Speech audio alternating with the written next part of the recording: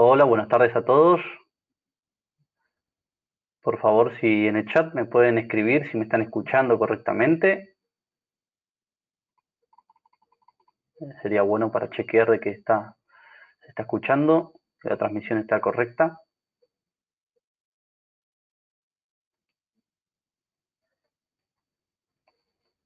Buenísimo. Ahí veo un comentarios de gente conocida, qué bueno, bueno saberlo. Bueno, hoy convocamos bastante gente, ¿eh? Así que se ve que el tema a la gente le interesa. Esperemos poder cumplir con las expectativas que seguramente los expositores que tenemos las van a de sobra cumplir, pero bueno, eh, esperemos a ver el resultado final. Bueno, mientras se van conectando todos, les voy haciendo una pequeña introducción, ¿sí? Bueno, mi nombre es Rodrigo Viale, estoy a cargo del Comité de Transferencia Tecnológica del capítulo ARRE Argentina, ya hace casi un año, en el cual vengo colaborando junto con quien es mi mentor aún, Germán Martínez, en todo esto. Eh, Hoy nos convoca la charla hacia una mejor calidad de aire interior. Eh, esta, esta charla tiene motivo con eh, algunos cambios, algunas normativas locales que están apareciendo, que seguramente Francisco y Paula nos puedan comentar en más detalle, pero lo bueno, lo interesante de esto es que estamos viendo de que aparece, ¿sí?, una preocupación por los entes que corresponden justamente en lo que refiere a calidad de aire interior, de ambientes principalmente públicos. Y bueno, en esa dirección es que decidimos hacer este webinar, que será eh, formativo o la idea es brindarle a las personas información al respecto para que se vayan interiorizando, y cuando llegue el momento de que tengamos, con suerte, una normativa local que regularice el tema, podamos entenderla con mayor facilidad. Así bueno, como es siempre en este tipo de webinar, sepan que las presentaciones son tipo monólogos para poder darle continuidad a la presentación y poder cumplir con los tiempos esperados. Y al final quedarán las preguntas que yo las iré recolectando del chat y las iré ordenando para poder transmitírselas a los expositores. Algunas cosas que quería transmitirles sobre la actividad que está teniendo el capítulo argentino acá justamente en la región que nos compete, que es Argentina. Vamos a estar próximamente haciendo un congreso sobre eficiencia energética y sustentabilidad que se estará llevando a cabo la semana próxima en Termas de Río Hondo. El congreso se va a formar de, bueno, actividades técnicas, seminarios técnicos, en donde se va a estar hablando de repente de casos reales, de edificios que han certificado eficiencia energética en esa región. Vamos a estar hablando sobre integración de energías renovables en edificios sustentables, lo que sería estar implementando sistemas de energía solar en edificios sustentables. Vamos a estar hablando sobre auditorías energéticas, de repente ciertos procedimientos o ciertas técnicas que uno puede adoptar para poder identificar los puntos a mejorar de una instalación existente, ¿sí? La verdad que de repente en la práctica resulta difícil cuando uno entra a una instalación existente poder identificar dónde se me está fugando la energía, dónde está el derroche, y la verdad que vamos a tener un expositor extranjero Ross Montgomery, que en varias ocasiones ha estado acá en Buenos Aires, y en esta ocasión lo vamos a estar llevando a Termas de Río Hondo para que siga transmitiendo sus buenos conocimientos en el tema. Y por último va a estar cerrando el congreso el doctor en arquitectura Raúl Ahmad, quien es un experto en acondicionamiento pasivo, ¿sí? Y arquitectura bioclimática, que básicamente son una serie de técnicas que ayudan a minimizar la climatización activa, lo que sería minimiza la carga térmica a lo largo del año para poder minimizar la intervención de un equipo que consume energía para poder tener un nivel de confort aceptable. Como de esperar, siempre el capítulo argentino vincula alguna actividad recreativa, principalmente vinculada al golf, para poder darle ese toque mágico que tiene que ver con nuestra sociedad. Bueno, ¿qué es ASRAE? Para quienes no sepan qué es ASRAE, el ASRAE es la abreviación de lo que es American Society of Heating, Refrigerating and Air Conditioning Engineer. Básicamente es una sociedad americana de ingenieros vinculados a lo referido a calefacción, refrigeración y aire acondicionado. Ya lo de ingeniero quedó un poco desactualizado. La sociedad es altamente receptiva a todo tipo de personas de la disciplina que sea. La verdad que han entendido muy bien que tenemos que ser multidisciplinarios al momento de abarcar temas como de repente el de hoy, que es calidad de aire interior.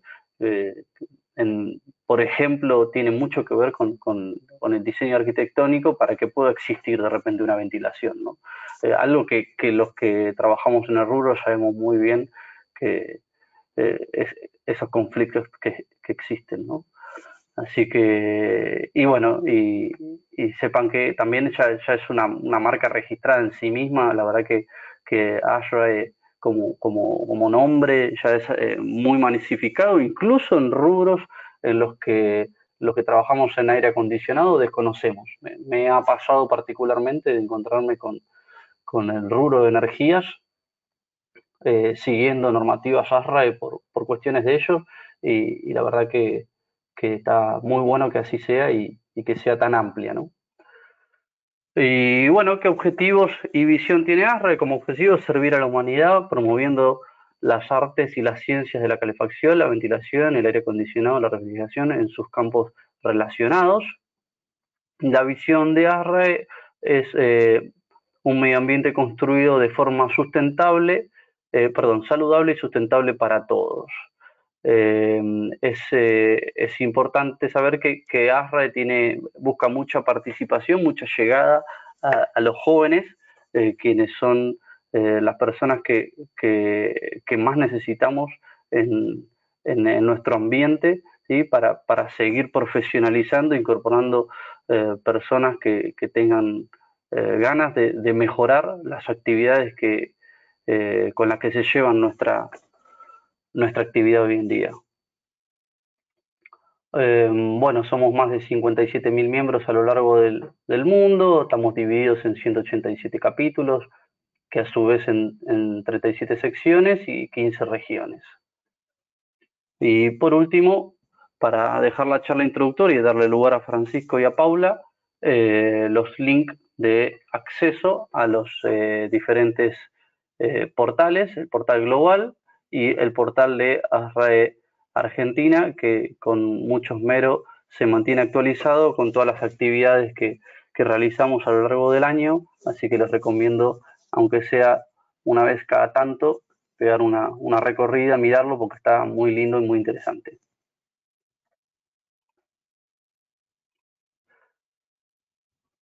Bueno, entonces, quienes nos están acompañando hoy son dos personas que han estado participando en esto que les comento, que es la formación de una normativa Argentina, que si tenemos suerte nos va a estar apoyando en el breve futuro en mejorar la calidad del interior de edificios públicos. Así que nos van a estar comentando un poco sobre qué es esto, cómo se interpreta y, y qué información se ha tomado como base. ASRAE tiene que ver con esto para bueno, el armado de esa normativa. Le paso la palabra a Paula Hernández, quien va a estar iniciando esta presentación. Hola Rodrigo, muchas gracias por la presentación. Hola a todos, especialmente muchas gracias al capítulo argentino de ASRAE por haberme convocado para participar de esta charla. Y ahora voy a hacer todo lo posible por que me funcione esto. Supuestamente está Perfecto. bien, perfecto. Vamos a bien. Y ahora, bien. Entonces, como bien dijo Rodrigo, el tema de hoy es hacia una mejor calidad del aire interior. Y para hablar de este tema, y sobre todo porque soy miembro de ASRAE desde hace muchos años, yo me apoyo totalmente en el estándar 62.1, que es la base de la calidad del aire interior de ASRAE. Las generalidades de este estándar son, primero, que está en permanente revisión, como todos los estándares de RAE, se renueva cada 3 años. En este momento se está utilizando la versión 2019, así que este año tendría que estar saliendo la versión 2022. Lo utiliza, por supuesto, ASRAE para etiquetar a los edificios cuando se trata de etiquetado. El Green Building Council lo utiliza como estándar exigido para cumplir con la certificación LEED. En este momento, como bien comentó Rodrigo, se está desarrollando la norma IRAM nacional 80.450, que hasta ahora es ventilación para la calidad del aire interior en edificios públicos, comerciales, educativos y privados. Esta norma Paula, fue... Sí. discúlpame que te interrumpa, pero por alguna razón no se está viendo tu pantalla. Ay, bueno. ¿Por qué? ¿Estás compartiendo? Sí, Ahí está, ahora sí ahí apareció. se ve. Bueno, Ahora sí. entonces les pido disculpas, vuelvo atrás. Bueno, No, y me está volviendo. Bien, entonces, como decía, ya, estamos gracias. en el tema hacia una mejor calidad del aire interior con el estándar 62.1. Las características eran que está en permanente revisión. En este momento estamos utilizando el 2019. Este año, en el 2020, tendría que estar saliendo la nueva actualización. Lo utiliza RAE para etiquetar a sus edificios cuando se busca el etiquetado. El Green Building Council lo utiliza como estándar exigido para la certificación de edificios LEED. Y como decía Rodrigo antes, y repito nuevamente, se está conformando la norma nacional 80.450 de IRAM, que toma como base este estándar. El nombre de la norma hasta este momento es Ventilación para Calidad del Aire Interior en Edificios Públicos, Comerciales, Educativos y Privados, y está a punto de salir, está en el horno y ya está prácticamente lista para salir y poder ser utilizada por todos nosotros. Existen cursos de aplicación en la página de ASRAE, tanto para este estándar como para todos los de ASRAE. Y a pie de página tienen el link en el cual pueden encontrar estos cursos. ¿Qué es una calidad aceptable del aire interior?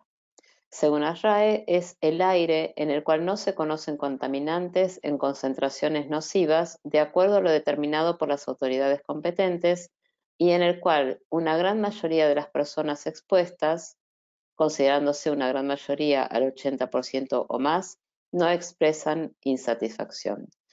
Durante muchos de los estándares de ASRAE vamos a encontrar que los mismos se basan en sensaciones subjetivas de las personas. Hay grupos de personas que son estudiados y puestos a prueba en distintas condiciones climáticas, en el caso del estándar 55, que tiene que ver con confort térmico, en distintas situaciones de presencia de contaminantes en el aire, en el caso de la 62.1, y ASRE se va a basar en la sensación subjetiva de estas personas para establecer cuáles son tanto las temperaturas, en el caso de la 55, como la molestia o no molestia ante la presencia de contaminantes en la 62, para establecer cuáles son las calidades óptimas del aire interior. Esto lo comento porque más adelante vamos a ver que va a hablar sobre olores intensos o menos intensos, y sí, son sensaciones, es la apreciación subjetiva la que RAE toma en cuenta. ¿Qué necesitamos para poder decir o poder evaluar la calidad del aire en el interior de los locales? En primera instancia necesitamos diluir los contaminantes en el interior de los locales a través de la incorporación de aire exterior.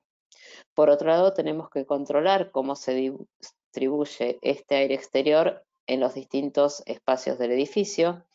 Tenemos que controlar la limpieza, que en este caso tiene que ver con la calidad del aire en el interior de los espacios. Controlar el estado de las instalaciones, ya que una instalación que encuentre, en la cual se encuentre deteriorado alguno de sus elementos va a prestar un mal servicio para la distribución e inyección de ese aire. Como vimos en un principio, en la página anterior, uno de los principales elementos que tenemos que considerar al momento de obtener una buena calidad del aire interior es introducir aire al interior del edificio. Este aire exterior que estamos introduciendo, si queremos que sirva para diluir contaminantes, es necesario que a su vez sea de buena calidad, que esté limpio y que no estemos inyectando dentro del edificio aire que ya esté contaminado. Para eso, lo que nos pide ASRAE es, por empezar, dónde está ubicado el edificio que vamos a evaluar y el entorno. Si hay presencia de olores o elementos irritantes del olfato o la vista, si hay presencia de humos u otros contaminantes, si hay presencia de gases de combustión de vehículos y si hay presencia de fuentes potenciales de contaminación. Por ejemplo, va a ser muy diferente si nuestro edificio está ubicado en un espacio abierto con parques alrededor, que si está ubicado al lado de una autopista o en el centro de un distrito industrial. Entonces, lo que nos pide RAE es que analicemos la calidad del aire exterior en los alrededores del edificio, sobre todo durante los horarios normales de funcionamiento y ocupación de ese edificio, indicando claramente día y hora en el cual se realizan las observaciones. Se llena una tabla en la cual se indica la fecha, la hora, cuál es la hora relacionada con la hora de ocupación del edificio y nuevamente en modo subjetivo cuál es la apreciación del entorno del edificio en cuanto a calidad del aire, presencia de humos, presencia de polvo, etcétera, etcétera. Luego de hablar un poco sobre la calidad del aire exterior que estamos introduciendo al edificio, vamos a ver cuál es el propósito del estándar 62.1. El primero y principal es establecer calidades mínimas del aire exterior para saber qué estamos introduciendo al edificio. En segunda instancia es establecer caudales mínimos de ese aire exterior, que el estándar lo llama ventilación, y otras medidas destinadas a proveer una calidad del aire interior aceptable para los ocupantes y minimizar los efectos adversos que pueda haber sobre la salud de los mismos. En tercera instancia, busca establecer características mínimas del diseño y funcionamiento de las instalaciones de provisión de aire exterior y de extracción. Hasta ahora hablé de aire exterior, de distribución de aire dentro de los locales y otros. Todo esto se hace o se logra a través de un sistema que llamaremos de ventilación. Ese sistema de ventilación está compuesto por equipos y ellos pueden ser ventiladores de toma de aire exterior, equipos de tratamiento de aire exterior, que si bien no se trata en este estándar el confort térmico, sí tiene que ver con la introducción de ese aire exterior dentro del edificio. En una instalación compleja, vamos a tener una manejadora de aire a la cual le llega aire exterior y también le llega aire de retorno. Produce la mezcla, la filtra, esa mezcla pasa por las serpentinas y es inyectada al ambiente. Todo esto tiene que ver con las instalaciones. Las instalaciones que están destinadas a introducir aire exterior al edificio tienen que funcionar y tener determinadas características para no malograr esa propiedad que tiene el aire exterior de diluir los contaminantes interiores. En cuarto lugar, busca promover el mejoramiento del aire interior en edificios existentes también. Y el alcance es para todos los espacios que son ocupados por personas, excluyendo los edificios de vivienda de baja altura, para lo cual hay que acudir al estándar 62.2 de ASHRAE. Define requisitos de ventilación, diseño, limpieza del aire, comisionamiento, instalación y operación y mantenimiento. Como dije, este punto está destinado a todo el sistema que está encargado de tomar el aire exterior, mezclarlo, filtrarlo, limpiarlo, inyectarlo en los locales y a su vez verificar que todo ese sistema esté bien mantenido y opere en condiciones óptimas. En algunos casos puede requerirse la aplicación de otros estándares, por ejemplo, en los casos de laboratorios, centros de salud e industrias, para los cuales este estándar no tendría alcance porque la parte de salud estaría dictaminada por el ASHRAE 170, lo mismo que centro de salud, industrias, tiene otro estándar o handbooks. En fin, tengamos en cuenta que el alcance de este estándar es solamente para edificios de determinadas características. Se puede aplicar a edificios nuevos y existentes. No especifica caudales de ventilación en espacios en los cuales se permita fumar. Y esto es importantísimo, porque hasta cierta edición del estándar, que muy bien no recuerdo en este momento, pero hace bastante ya, no especifica caudales mínimos de ventilación para espacios en los que se permita fumar, con lo cual un espacio en el cual se permita fumar no estaría cumpliendo directamente con el estándar. Luego le siguen los cálculos de caudales de ventilación que están basados en contaminantes químicos, físicos y biológicos en cada uno de los espacios. Vamos a ver más adelante cuando hagamos los cálculos que para cada tipología de espacio, por ejemplo, para oficinas, para restaurantes o para lugares de almacenamiento, los requerimientos de caudales unitarios son diferentes, dependiendo justamente de esos contaminantes que se originan de acuerdo al uso del espacio. No incluye verificación o control de confort térmico, como dije anteriormente, porque este punto está contemplado en el estándar 55. Bien. Paula, te hago Sí, un pequeño break, sí, porque estamos hablando de aire exterior fundamentalmente para obtener esa necesaria calidad de aire, cuando hoy día todavía se ejecutan instalaciones en las que recirculan el 100% de aire en ambientes de oficinas, por ejemplo, y no se prevé nada de aire exterior. ¿Cuándo saltó esta situación? Y obviamente por la pandemia.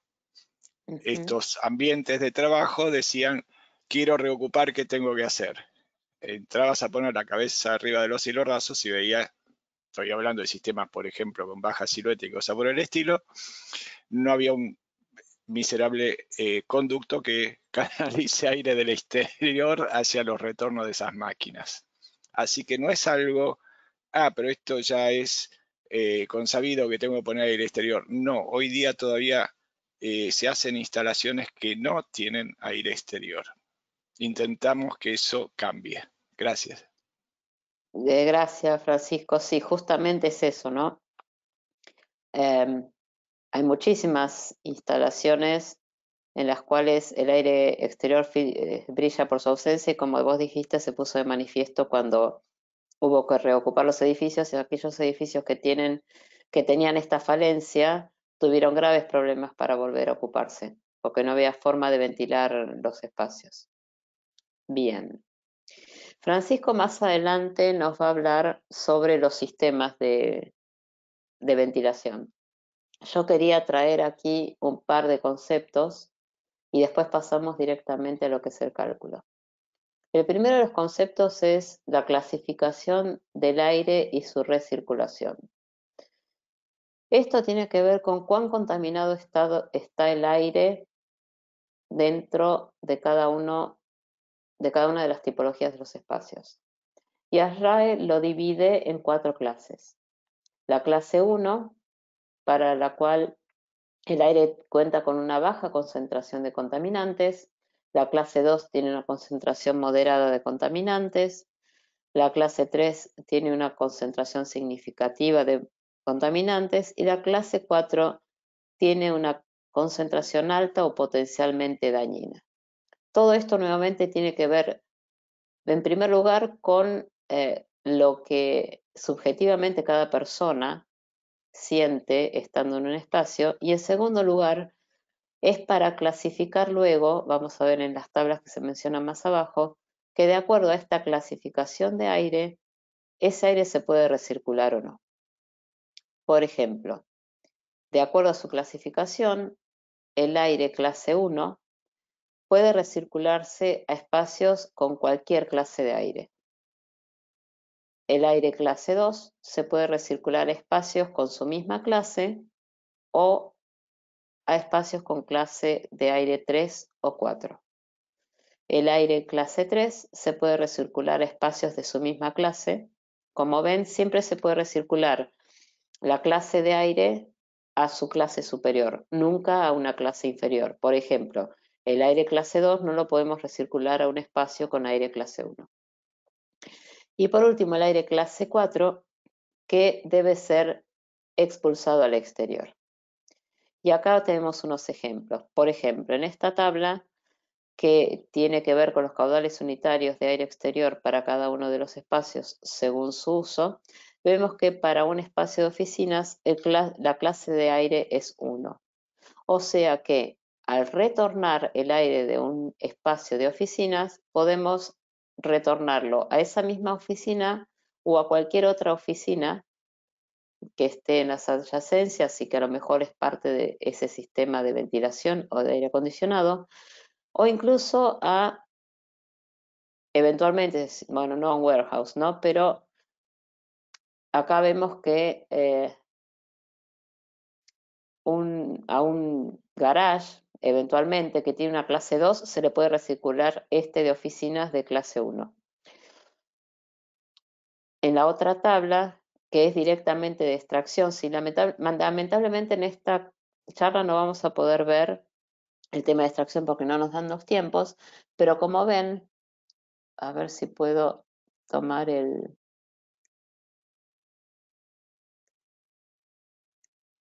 ¿Ahí se ve?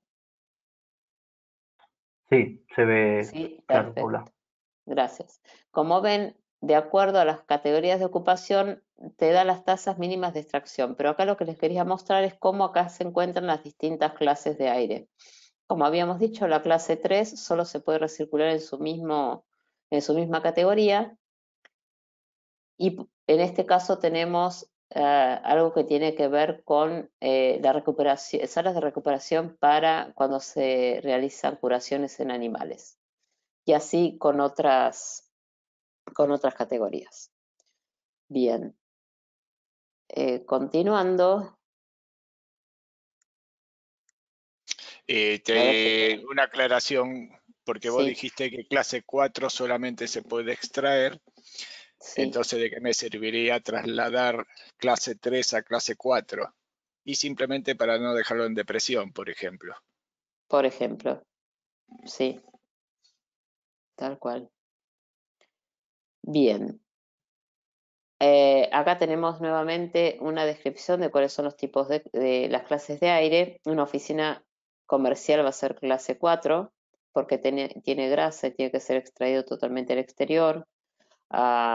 La sala de máquinas de un elevador hidráulico que tiene baja concentración de contaminantes es una clase 2, o sea que eventualmente se podría recircular a un espacio clase 2 o 3 o 4. Bien, y en las generalidades, por último, vemos que ¿qué pasa con el tema de los espacios para fumar? Los requisitos, si bien los locales fumador no cumplen con calidad de aire interior aceptable, sí nos va a decir qué pasa cuando en un edificio aparecen espacios para fumar. Los mismos se deben clasificar como fumador o no fumador, o sea que si en un edificio tenemos ambos tipos de espacios, tienen que estar clasificados cada uno de ellos en forma clara. Los espacios no fumador deben estar a presión positiva respecto a los espacios definidos como no fumador. Los espacios fumador deben estar separados por muros, pisos, cielo raso sólidos con puertas de cierre automático que nos aseguren que el humo del cigarrillo no pueda penetrar en ellos. No se permite la recirculación o transferencia de aire desde un espacio fumador hacia uno no fumador.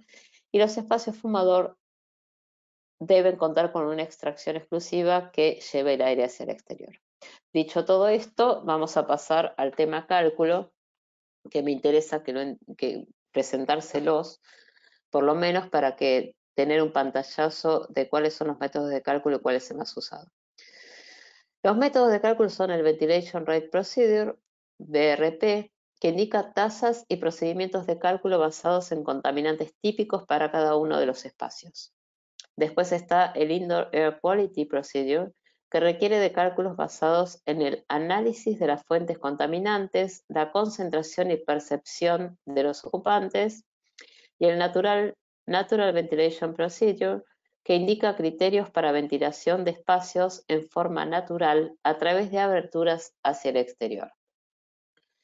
Nosotros vamos a ver en esta oportunidad el Ventilation Rate Procedure, pero cabe hacer una aclaración, y esta es que desde la versión 2010 del estándar exige que, a pesar de contar con ventilación natural, los espacios que tengan este tipo de ventilación deben contar con extracción mecánica, excepto los sistemas de ventilación natural de ingeniería, y yo lo traduje lo mejor posible, llamando sistemas de ventilación natural de ingeniería aquellos que utilizan las chimeneas solares o la estratificación por calor del aire para generar la corriente de aire. En estos casos no es necesario agregar extracciones aparte de la ventilación natural.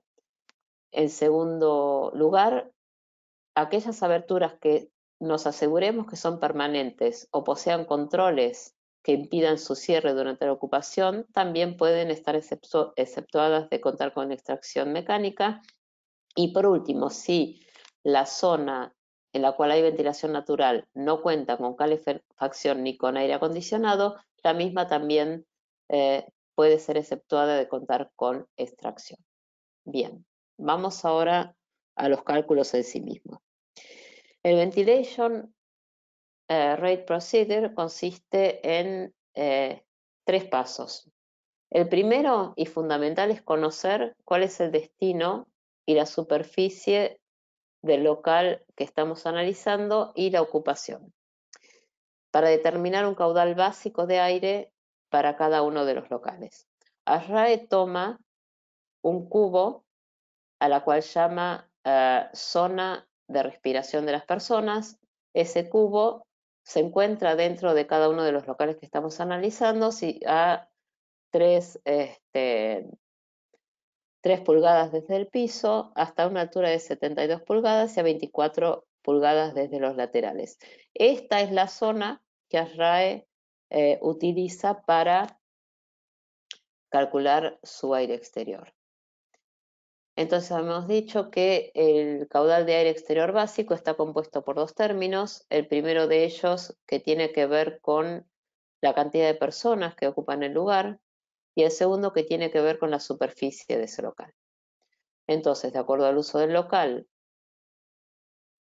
tomando la cantidad de personas, que es un dato conocido, y el área de ese local, vamos a obtener de la tabla 6.1 el valor BBZ, cuyos valores unitarios de aire exterior dependen nuevamente de cuál es el destino del local. Por ejemplo, para un espacio de oficinas vemos que necesitamos 2,5 litros por segundo por persona y 0,3 litros por segundo por metro cuadrado.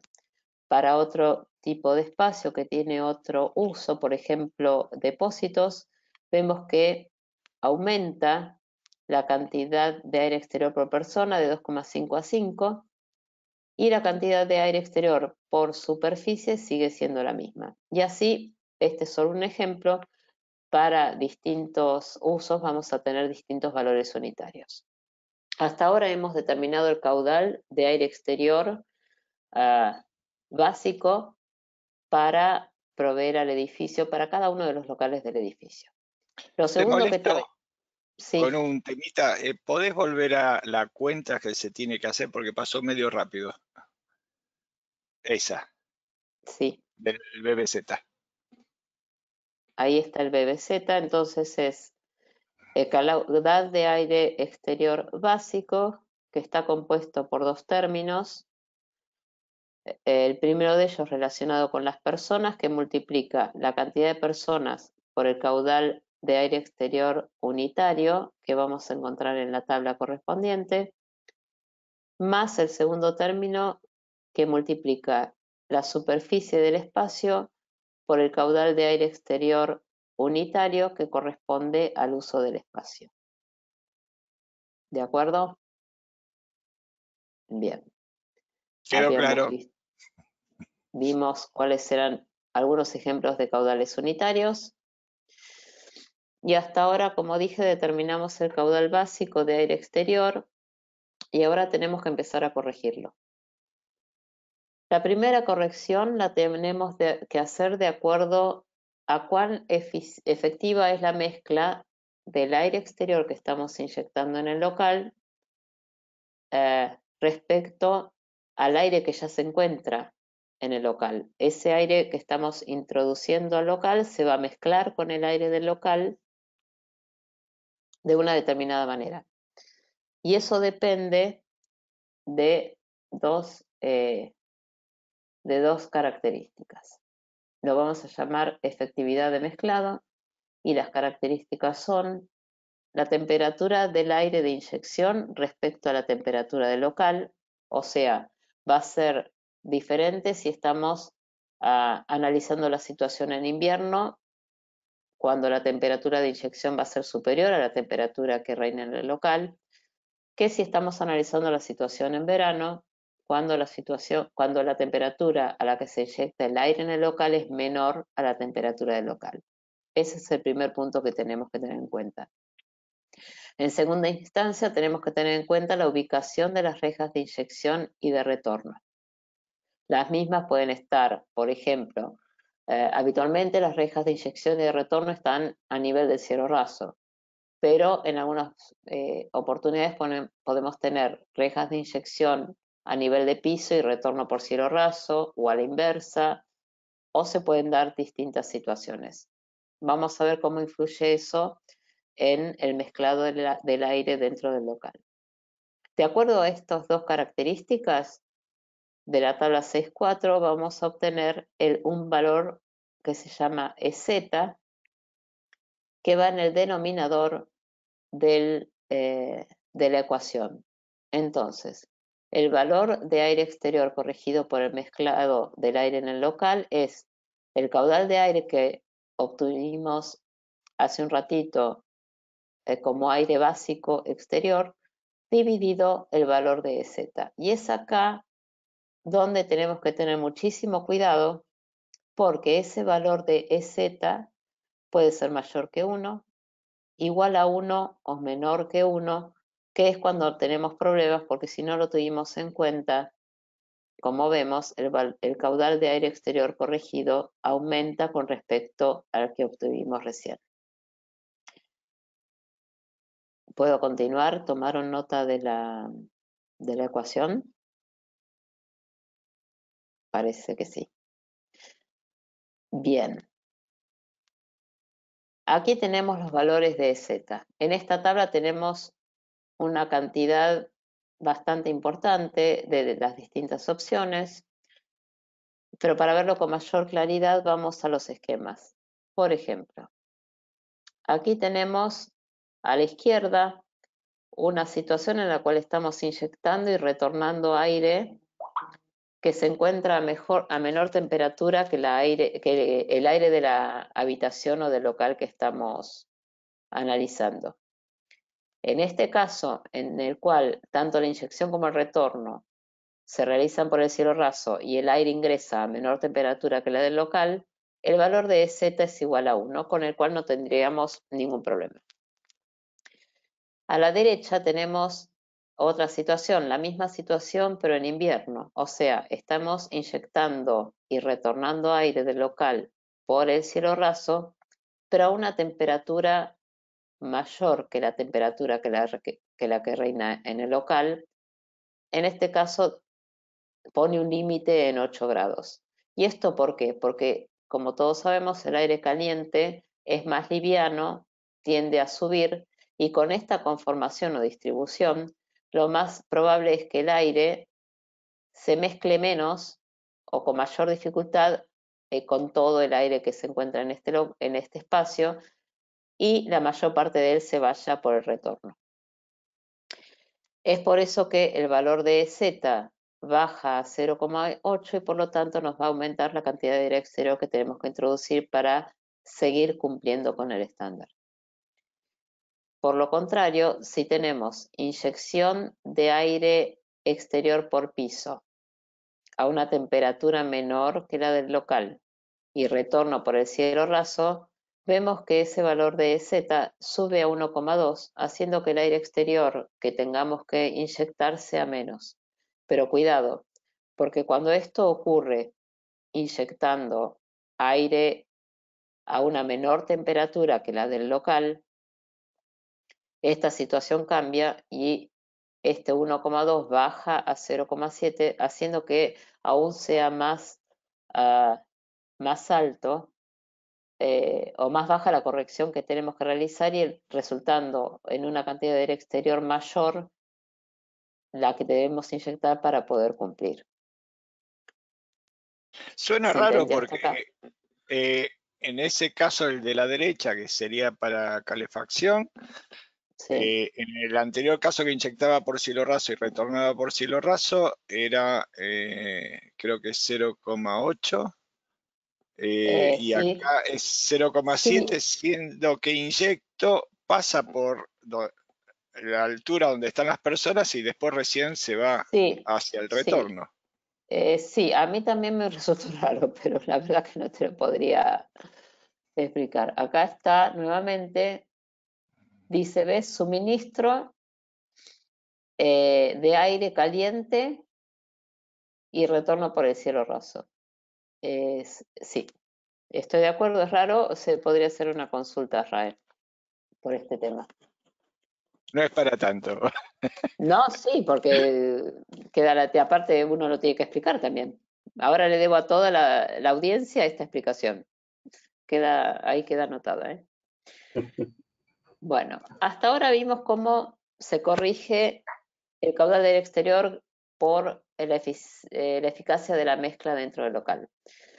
Pero ahora tenemos que contemplar que existen distintos sistemas para inyectar aire exterior al edificio, entonces tenemos que conocer qué tipo de sistema es para ahora hacer una corrección por eficiencia en el mezclado del aire en función justamente de ese sistema. Tenemos que la eficiencia en la distribución del aire en las zonas, ahora ya estamos hablando de zonas y se puede identificar como zona a cada uno de los locales. Pueden ser sistemas de zona única, y ahora vamos a ver en un esquema de qué se trata, en el cual el caudal de aire exterior a inyectar es el que hemos calculado hasta ahora, solamente corregido por el tema de la mezcla. Tenemos sistemas de 100% de aire exterior, en el cual el caudal de aire exterior total va a ser la suma de los caudales de aire exterior que hemos calculado para cada una de las zonas o locales. Y por último, un sistema de zonas múltiples. ¿Qué es un sistema de zonas múltiples? Es el sistema en el que una o más manejadoras proveen una mezcla de aire exterior y aire recirculado a una o más zonas de ventilación. En este caso,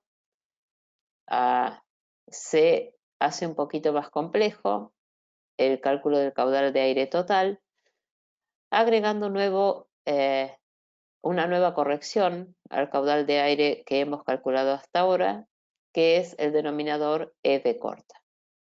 Ahora vamos a ver de qué se trata cada uno de estos sistemas. Tengamos en cuenta que el numerito EV corta siempre es menor que 1, con lo cual nos va a aumentar todavía más el caudal de aire exterior que habíamos corregido por eficacia de la mezcla. Esto también nos lleva a varias sorpresas, así que es importante que tengamos en cuenta de qué tipo de sistema se trata. Los sistemas de zona única, por ejemplo, están en este dibujito. Tenemos en este caso un rooftop, que puede ser una manejadora, lo que sea, que recibe aire exterior del exterior, toma aire de retorno del local, lo mezcla con el aire exterior y lo inyecta. Es una única manejadora de aire que retorna aire de un único espacio y lo inyecta a ese mismo espacio. Este es un sistema de zona única. Por lo tanto, el caudal de aire exterior total es igual al caudal de aire exterior que calculamos en el punto 2. Un sistema de 100% de aire exterior sería este, en el cual tengo un equipo que toma aire exterior, aquí vemos cómo toma el aire exterior, lo distribuye a distintas zonas o locales, si quieren, es lo mismo, y como vemos no hay un retorno hacia el equipo. El retorno y la mezcla se producen dentro de cada zona o local. En una pequeña manejadora que hay dentro de cada local, esto podría ser una evaporadora de un sistema BRF, por ejemplo, es un caso muy típico en este tipo de sistemas, en el cual el aire exterior ingresa al local, se mezcla con el de retorno y es inyectado al local. Acá lo que falta, que no es correcto, es que esta flechita de CA tiene que llegar hasta el equipo, ¿sí? Está hecho a modo esquemático, pero no sería correcto, por lo que nos va a comentar Francisco más adelante. En este caso, como dijimos, el aire exterior entonces es la suma de los caudales de aire exterior corregidos por mezcla de todas las zonas. Y hasta acá no hay mayores complejidades. Y ahora aparece el sistema de zonas múltiples. En el sistema de zonas múltiples, como vemos, al equipo que inyecta aire exterior llegan los retornos de la zona 1, la zona 2 y la zona 3 en forma mezclada. Entonces, siendo que la zona 1, 2 y 3 no son exactamente iguales, va a haber un distinto comportamiento de este aire de retorno. Y por lo tanto, no es uniforme el caudal de aire exterior que necesita cada una de las zonas. Estos retornos se mezclan y van al equipo que toma aire exterior mezclándose con el aire exterior. Todo esto hace que se complejice el cálculo de aire exterior, apareciendo este numerito EZ, que como dije, es siempre menor que 1.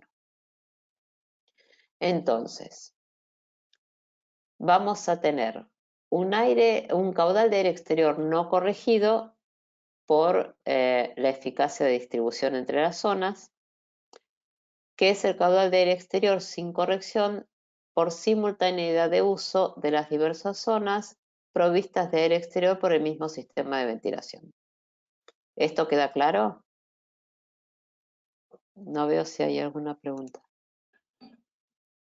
Sí, convengamos que es el primer ajuste que habías dicho. Bien, entonces, tenemos el aire exterior aún no corregido. Ahora, entra a jugar en este caso la diversidad de ocupación. Y voy a tratar de explicarlo lo mejor posible. La diversidad de ocupación es la relación entre la ocupación máxima simultánea de todas las zonas provistas de aire exterior por el sistema de ventilación, al cual vamos a llamar PS, y la suma de los ocupantes en cada zona en forma individual, llamada PZ. Para poder interpretar esto, si tenemos una planta de oficinas, un Open Office, que a su vez tiene salas de reuniones, las personas van a estar en el Open Office o en las salas de reuniones. ¿Sí? Ese va a ser el PS. El PZ, en cambio, es la suma de la cantidad de personas que está en el Open Office, que por ejemplo serán 100, más las 20 que pueda haber en las oficinas. Teniendo entonces este ejemplo, en mi planta de oficinas puedo tener 100 personas que la están ocupando. Y en mis salas de reuniones puedo tener 20 personas. El PS va a ser 80, porque de las 100 personas que estarían en el Open Office, 20 van a estar en las oficinas. ¿Sí? Perdón, al contrario, dije mal. De las 100 personas que están en el Open Office, 20 están en las oficinas, ya no tengo más 100 en total, sino que tendría 80 más 20, 100.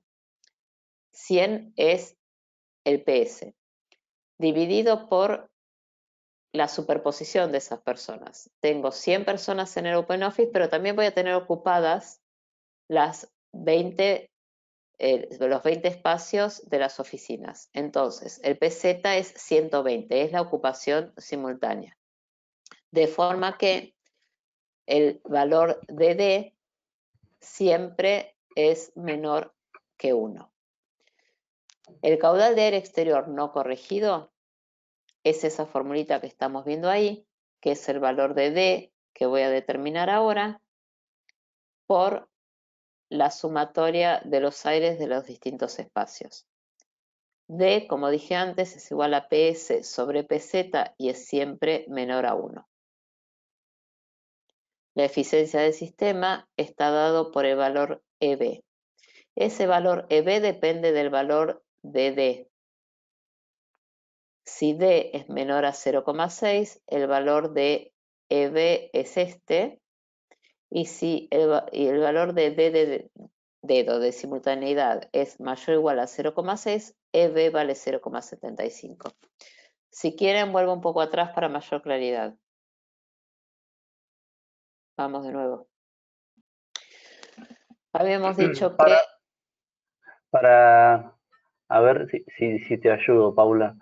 Sí. Para aquellas personas del rubro que suelen manejarse con equipos del tipo BRF, sistemas BRF, creo que puede resultar un poco intuitivo el factor de diversidad que existe en ese caso respecto de esto. Creo que es similar el concepto, ¿no? No, el tema es el siguiente. Un sistema BRF, como dijimos, es un sistema 100% aire exterior. No es un sistema de zonas múltiples. Esto es lo fundamental, definir los sistemas. Tenemos el sistema de zona única. Un rooftop para un espacio, punto. O una UTA para un espacio. ¿Sí? En el cual el retorno va a la misma UTA que toma el aire exterior. ¿Este está claro? Ok. Luego, tenemos el sistema 100% aire exterior. En el 100% aire exterior, la manejadora de aire dentro de cada zona es la que está encargada de realizar la mezcla entre el aire de retorno y el aire exterior. Todo se realiza en una misma UTA. Sí. Una pequeña aclaración. Cuando decís 100% de aire exterior, no es que todo el aire que manejan las unidades interiores viene del exterior. es el 100% de aire exterior calculado e inyectado por un sistema independiente. Exactamente, así es como se llama el sistema. Por eso es tan importante tener la Buena idea de aclaración, qué Francisco. cosa es un Gracias. sistema. Un sistema de 100% aire exterior, como dijo Francisco, no es que inyecte 100% aire exterior a los espacios, sino que hay un equipo, habitualmente una UTA o un ventilador de toma de aire exterior, que es el encargado de manejar el aire exterior y dirigirlo hacia las UTAs o evaporadoras o lo que fuere. Y lo más importante de este tipo de sistemas es que este equipo que está destinado a manejar el aire exterior no tiene retorno. ¿Se entiende? Ese es el equipo que es de 100% de aire exterior. Sí, es como decir, cada zona tiene un equipo que, por ejemplo, inyecta 10, no importa 10 qué, y el aire exterior que requiere cada local puede ser en la zona 1 que sea 2, en la 3 que sea 3, en la 3 que sea 1. Entonces, con este sistema independiente yo puedo inyectar esas tasas para cada uno de los locales según lo que requiera cada uno, que luego por su evaporadora interior me lo va a mezclar adecuadamente. Además, ese equipo está para el tratamiento térmico interno y voy a obtener el Sí, resultado. Entonces, exactamente. ese equipo de 100% de aire exterior, en realidad la suma de los 2 más los 3 más el 1 que requiero en cada zona, o sea, va a ser de 6, no de 10 más 10 más 10. Tal cual. Exactamente. Contrariamente, un sistema de zonas múltiples, más allá de la ecuación,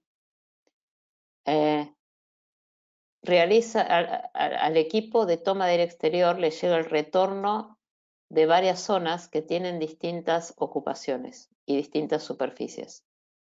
Por lo tanto, los requerimientos de aire exterior de cada zona son diferentes entre sí. Entonces, lo que busca hacer esta fórmula o esta metodología de cálculo es equilibrar esta diferencia en las necesidades de aire exterior de cada zona. Entonces, nuevamente, esto sería, por ejemplo, un sistema típico de cajas de AB, ¿sí? En el cual se produce una mezcla en el retorno, o sin ser cajas de AB, si tenemos un sistema con una UTA que le brinda aire exterior a distintos espacios con distintas ocupaciones y esa UTA recibe el retorno acumulado de todos esos espacios, es otro ejemplo de este tipo de sistemas. En este caso, el caudal de aire exterior que hemos calculado hasta ahora, aparte de ser la sumatoria del aire exterior calculado hasta ahora, aumenta porque esta eficiencia en la distribución del aire es menor que 1. Por lo tanto, vamos a requerir de mayor cantidad de aire exterior para poder llegar a las tasas necesarias. Nuevamente, tenemos el caudal de aire exterior no corregido, que es el caudal de aire exterior sin corrección por simultaneidad de uso de las diversas zonas provistas de aire exterior por el sistema de ventilación, lo que en la filmina anterior habíamos visto zona 1, zona 2 y zona 3. Tenemos otro elemento que es la diversidad de ocupación, que dijimos que es la relación entre la ocupación máxima y la sumatoria de las ocupaciones en todos los espacios. Nuevamente, si tenemos un Open Office con 100 personas y a su vez tenemos también salas de reuniones para 20 personas, el PS es 100, porque las 100 personas van a estar o en el Open Office o en las salas de reuniones. Entonces vamos a tomar ese valor de 100. El PZ es considerar que esas personas van a estar en los dos espacios. Entonces tenemos capacidad de 100 personas en el Open Office y capacidad de 20 personas en la sala de reuniones, ese número es 120. Y D es la relación entre PS y PZ. este numerito D que aparece acá. Esta es la fórmula que se utiliza. La diversidad de ocupación es PS sobre PZ y es siempre menor que 1. Y de acuerdo a ese valor de diversidad es que obtenemos el valor de EV corta, con lo que vamos a ajustar a nuestro caudal, V o U. ¿Sí? Una pregunta, Pau. Sí, Si en el caso de zonas múltiples tengo sí, un requerimiento de distintas tasas de aire exterior, sí. ¿qué pasa si manejo aire exterior en base a la zona más exigente, amén de el problema de eficiencia energética? ¿Estoy transgrediendo algo? Creo que no, ¿verdad? No, pero vas a estar desperdiciando aire exterior, porque no, justamente vos determinás el aire exterior en base al de mayor demanda. Eso es un porcentaje del aire de inyección. Ese porcentaje es igual para todas las zonas. Entonces, si en una zona yo necesito un 30% de aire exterior, voy a inyectar el 30% para todas las zonas. ¿Se entiende lo que digo? Aunque necesite Eso, menos en las otras. claro, esa era la pregunta. Voy a responder a la más exigente dándole a la que necesita el 10 o el 20% también un 30%. Exactamente. Sí, señor. Así es. Sé que soluciono el problema, pero también seguramente tenga mayor consumo energético por esa mayor tasa. Sí, sí, Tu cuenta lamentablemente. calculo que me da valores algo más chico que darle a todo el mundo el 30%. Dará un Sí, valor promediado porque ese excedente de aire exterior que le doy a las zonas que no necesitan tanto, me está volviendo, si se quiere, un retorno más oxigenado de aquellas que sí lo exactamente. necesitan para la combustión interna. Sí, no, no se podría haber expresado mejor, tal cual. Ok. Sí. Y bueno, eso es todo por mi parte. Bien, Eh, excelente, excelente, Paula. Le vamos a pasar el mando a Francisco para que pueda continuar con su parte de la presentación. Igual la idea de esto, capaz no lo dije al principio, pero la idea era que sea bien debatido, así que vienen excelentes los dos. Le da un bien, dinamismo a la charla que hace que la audiencia esté despierta. Bien, bien. ¿Se ve Ya bien ahí? ahí no, no se está viendo. Fíjate el simbolito debajo de la cámara, si tenés, Sí, sí, está estás habilitado. compartiendo. Sí, sí. Vuelvo A pero ver, ahí atrás. se ve, ¿eh? claro. Ah, Ahora no, sí. ahora Ah, no. y Recién podés se veía. Ahí desactivar sí. y volver a activar. Ahí está, Ahí ahora está. sí. Ahora sí. Perfecto.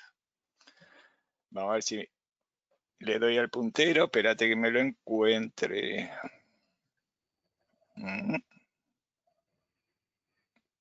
Acá estás. Bueno, título el mismo, porque la idea era justamente cada uno hablar un pedacito sobre el tema de calidad de aire interior, pero en mi caso me toca más los temas sobre las características de las instalaciones y su mantenimiento. Y al respecto puse, no lo dice la 62.1, es un dicho propio, cuidar el aire para cuidar a las personas. Porque, y es obvio, es lo que estamos respirando dentro de los ambientes cerrados, y ese cuidar el aire me está significando que lo tengo que mantener bajo los requerimientos de diseño en todo momento, para que podamos estar saludables, si se quiere, en los ambientes que habitamos. Necesitamos también lograr que desde la puesta en marcha, la circulación del aire a través de los equipos e instalaciones, me refiero a instalaciones a la conducción del aire, y todos los elementos que se encuentran en su camino, se mantenga con la calidad pretendida desde el diseño.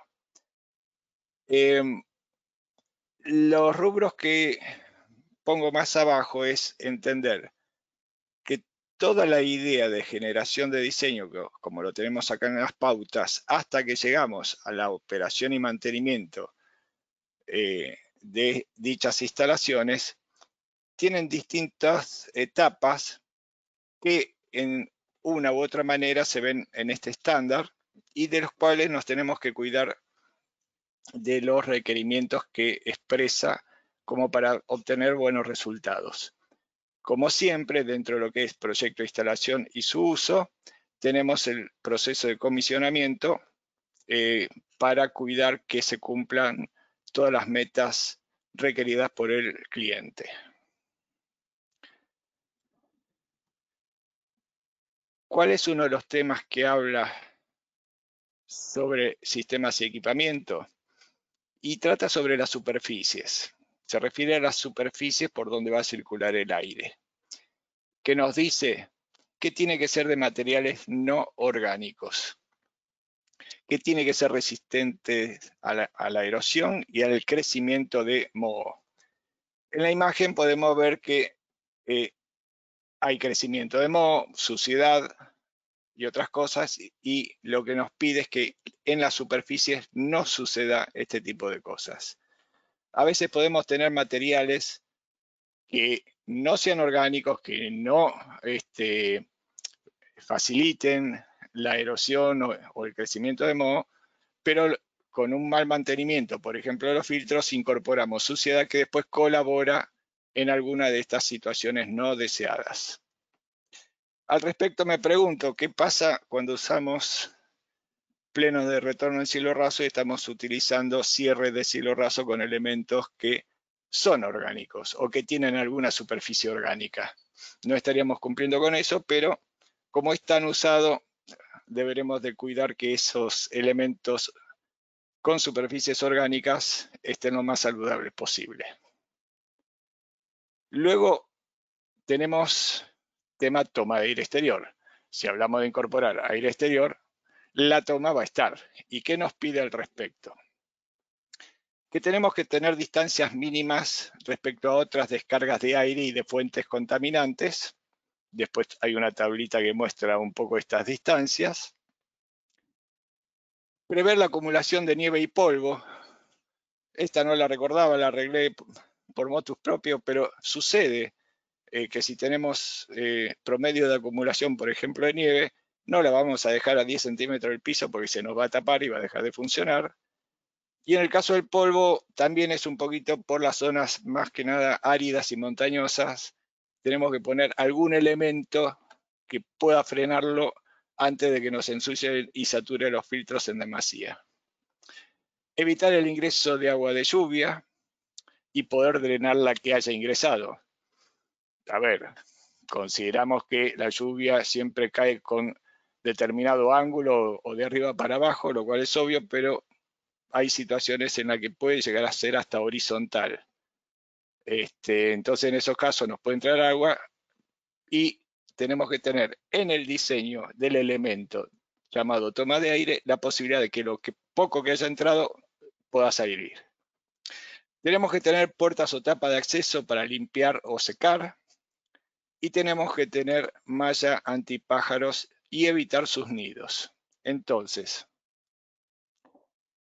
como dije antes, hay una tabla que dice distancias a distintas escapes, más que nada, o a vía pública, como es el caso 7,5 metros, a ventilación de sanitarios que rematan a menos de 1 metro sobre el nivel de toma de aire exterior, nos pide 3 metros y así sucesivamente, en distintas situaciones. Arriba habla sobre distancias en extracciones de aires de distintas clases, como lo había nombrado Paula. Según la gravedad de la clase, nos va dando mayores distancias. Tema de agua de lluvia, refiere a siempre en lo posible que miren para abajo, para que no entre, o tener, si son horizontales tipo persiana, esa persiana tiene que estar prevista diseñamos aire acondicionado, los componentes del aire acondicionado, pero nos tenemos que cuidar de que todas las zonas del país no son iguales.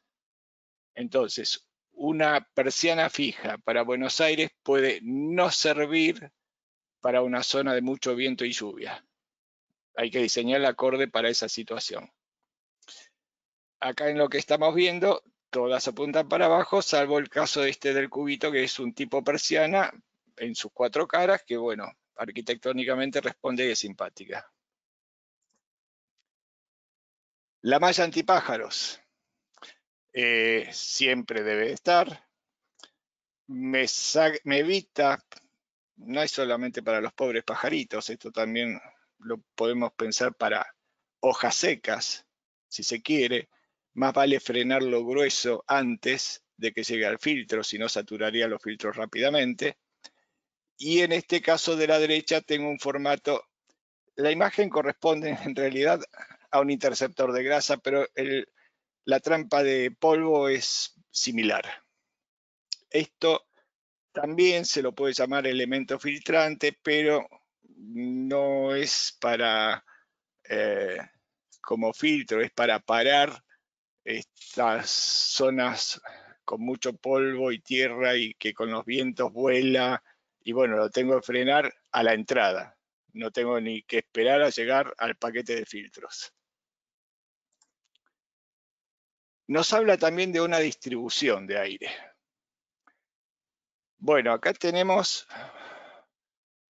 un dibujito donde están las 4 instalaciones de alimentación de aire, de retorno, de aire exterior y de extracción. Estos elementos son los equipos acondicionadores.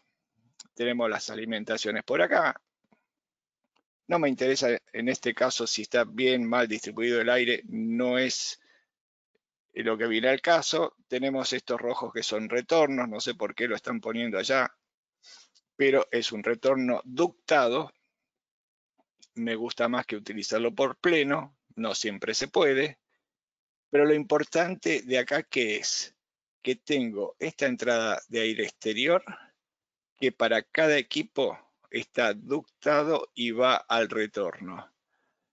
Cada uno de los elementos, tanto retorno como la toma de aire, tiene que tener regulaciones. Si no tengo la posibilidad de regular cuánto caudal de aire tiene que venir de cada lado, todos los cálculos que hizo Paula no los voy a poder cumplir en la práctica. Entonces necesito poder regular. ¿Cuál es el beneficio de estos sistemas de ventilación mecánica con este formato de tener ductado, retorno y toma de aire? Que los puedo controlar y en consecuencia dar el resultado final que pretendo desde el diseño en la práctica.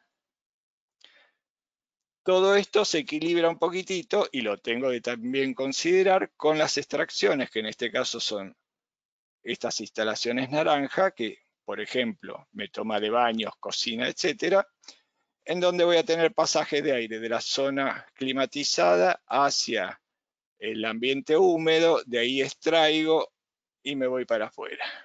Bien, ¿cuál es la otra cuenta que tenemos que tener en cuenta en estos casos? Si yo voy a extraer 1000 y voy a ingresar 800, por cálculo que me pida de aire exterior, voy a tener el edificio en depresión y eso no me sirve. Entonces tengo que por lo menos tener un excedente de ingreso de aire exterior respecto a la extracción para que el edificio me quede levemente presurizado y de esa forma mantener una envolvente un poco más estanca sin ingreso de otros contaminantes a través de endijas que me pueda ejercer, por ejemplo, por efecto del viento. La idea de este planito de instalación es eso, mostrar que las 4 instalaciones están buenas. Cuando no tengo ductados los retornos, lo menos que tengo que hacer es acercar este conducto a la aspiración del equipo acondicionador y la tengo que tener presurizada. Imaginen por qué.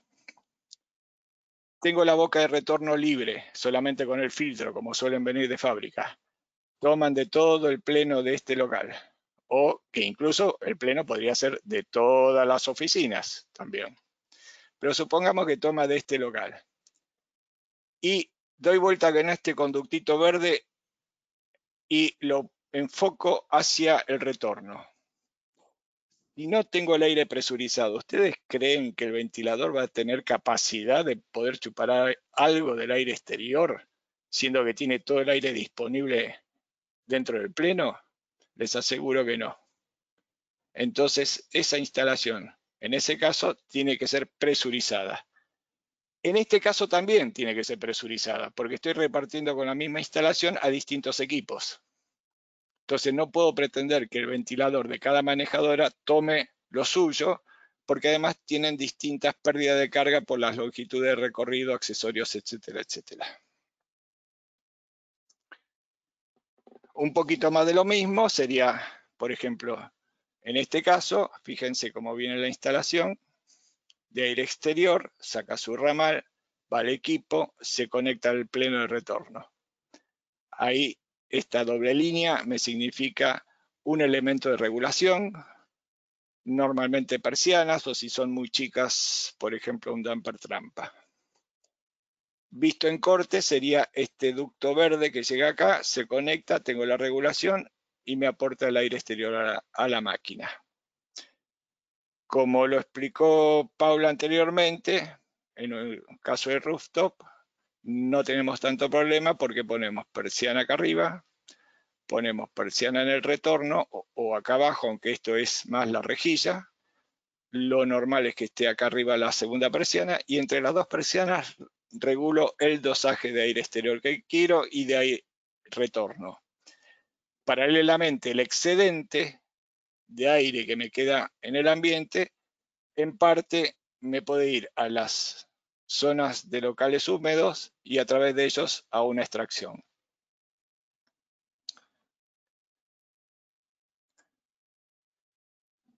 Otro de los temas que me... Perdón, Señora. Francisco, una pregunta, porque ya varias veces mencionaste locales húmedos. ¿El estándar contempla algo con respecto a la humedad dentro de los espacios o del edificio? Tenemos límites de humedad que tienen que ver, justamente dijimos que tienen que ser no permitir la proliferación de hongos, como lo quiera llamar. Y la cuenta me dice que si yo excedo de un 65% empiezo a tener ese problema. O sea que ese sería el límite. Sí, Perfecto. ese sería nuestro límite. Gracias. De ahí que también estuvimos hablando, si lo recordás, con el tema de la condición de punto de rocío en las serpentinas, que eso reflejado en el ambiente me da un porcentaje de humedad según la temperatura de confort que esté utilizando. Sí, sí, sí.